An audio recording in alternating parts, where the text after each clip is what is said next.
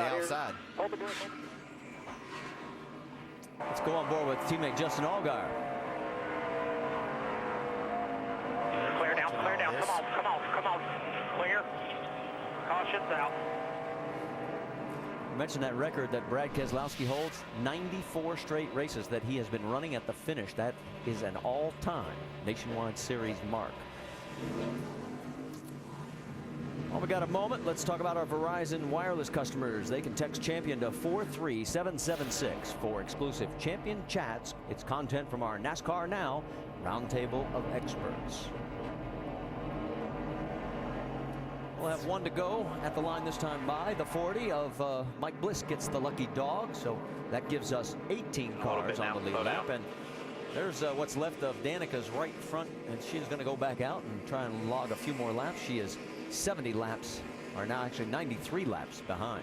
That's a huge break, that caution for Carl Edwards, if he's going to have anything for Kyle Busch. This allows him, he was 7 seconds behind, so now he's closed up. He'll start right up there with Kyle Busch and Joey Logano, who will be on the front row. Yeah, he'll have to get a break here on this restart to not lose too much ground, and if he gets a good restart, he might have a shot at it. Let's get a quick update from Jamie Little. Well, guys, the team of the 7 rebuilt the right front suspension. And a lot of people probably wondering, why would she go back out? It's all about seat time and experience. The plan right now, run a few laps, see if she can get up to speed, make sure the car's okay. If it is, they're going to run about 15 more laps and then call it a day. Are you going to learn anything with car laps that shape? She was having a hard time before it was wrecked, and before the tire blew, and it had a lot of front end damage. I don't think there's much to be gained and learned right here. Yeah, I don't either. I admire the effort of the crew to get this car put back together, but I don't know what they're going to gain from running these last, 36 laps. All right, let's talk about the starting lineup. It'll be Kyle Busch.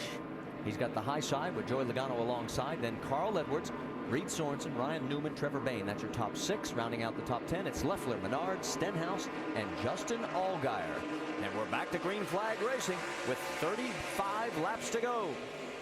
You see Carl's getting blocked in here. Reed Sorensen got a nice start behind Carl on that outside. Here comes Logano trying to come back on Kyle Busch off of turn 2. If Carl's going to have a chance, or Reed Sorensen, they got to dispose of one or the other and get back up there, because here goes Carl. He's going to look like he's going to clear him.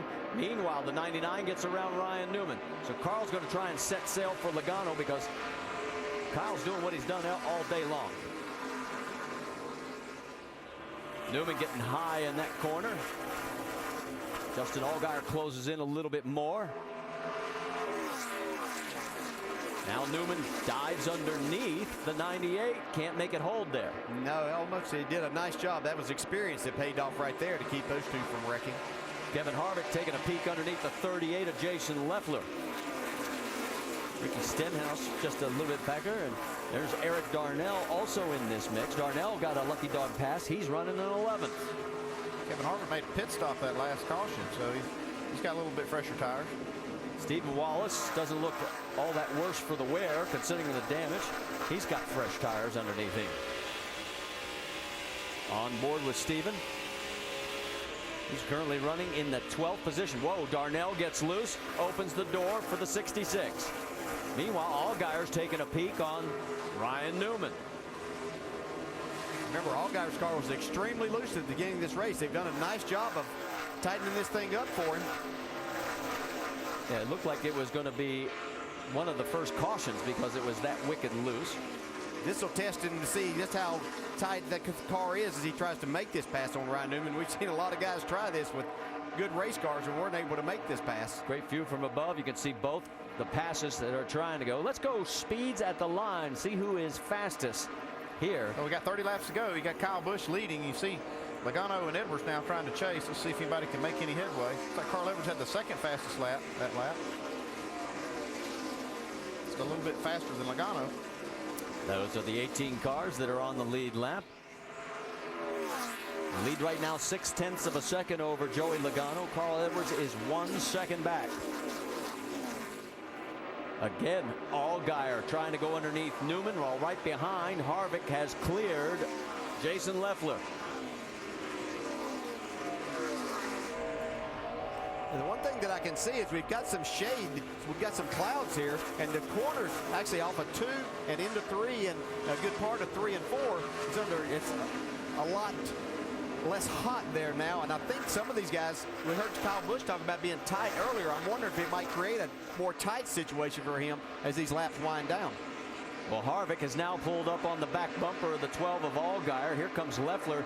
Nice four-car battle getting to shape up here at Dover. 20. He's still trying to make that run and make that pass. He's going to have to drive it down in and slide up in front of him right there. And he's going to able to do it now. And here comes the 33 of Harvick trying to ride that rail down low. That was a nice job of learning by Justin Allgaier there what it was going to take to make that pass on Ryan Newman. He kept trying to stick his nose in, but it was the wrong place. He finally got that run on the exit of the corner to where he could carry that speed down the straightaway and put the slide job on him. Okay, the one thing I've noticed on this last restart, Kyle has not opened up that instantaneous 1.5, 2 second lead. It's 0.7 of a second over Logano and Edwards. Well, that's the first restart we've had without fresh tires. They had run a few laps, had a caution. So now these cars are able to catch back up and reset. And now you see, I think the only way that Logano or Edwards is going to have a shot at Kyle Busch is if this race goes green to the end. Yeah, Kyle has been a rocket ship on the restarts. He has led 165 laps. Newman has led 5. Logano has led 4. That's it. Let's go back and check in on this battle. Whoa, Stenhouse makes an evasive move, trying to get under Darnell in the same process.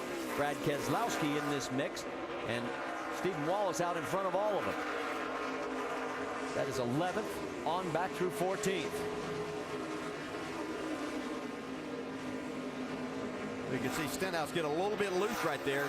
Brad Keselowski got to the right rear quarter panel of his car.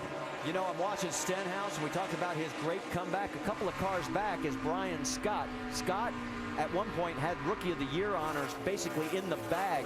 And right now, I think it was a 3-point difference coming into this race. And here's Stenhouse again running in front of Brian Scott.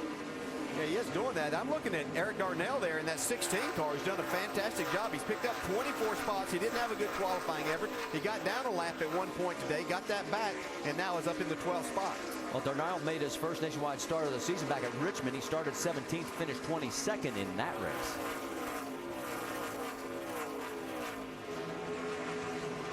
Side by side with Stenhouse, the two Roush Fenway Racing teammates.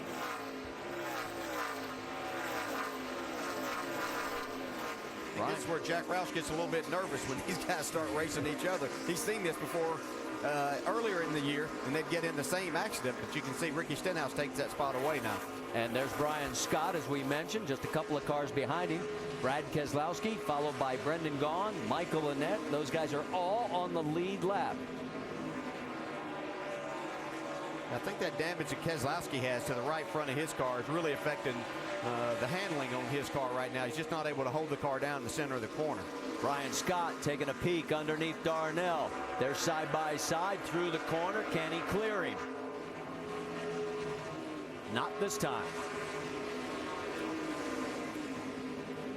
He'll try it again. Meanwhile, we can tell you the race leader is getting ready for more traffic. That's Eric McClure, and you're on board with Danica Patrick. Oh, he thought that might help Joey Logano a little bit, but Kyle disposes of that traffic pretty quickly. Yeah, Logano is doing a pretty good job through this traffic as well. I mean, he's just zooming by Eric McClure now. If Danica will give him a break right here, he might even be able to close just a little bit. Danica stays high. Gained about a half a second that lap. Logano goes low, and he clears. There's Carl Edwards next to come by Danica. Yeah, Kyle's got clear selling for a while, though, so see once they get back into, once Logano clears that, see what these lap times do now. Yeah, we'll see how it stabilizes out. Well, with all that damage, Danica is running 0.7 of a second slower than our race leader. But she's flogging it. She's getting out there and getting the laps. Yeah, they actually did a pretty nice job of getting this car repaired and fixed, and she is able to get a little more experience, a few more laps on the track here. Top three now have some wide open track. There goes Kyle, Joey, and Carl. 17 laps to go here at the Monster Mile. It is basically going to come down to these three. Side by side, it is Brendan Gaughan getting passed by the 22 of Brad Keselowski. Well, almost. Here comes Brendan right back on him. Yeah, Brad's got his hands full with that race car right now. Whoa. Well, he does clear him. Michael Annett now wants a piece of the 62, and it looks like he's going to get it. So both those guys were recipients of the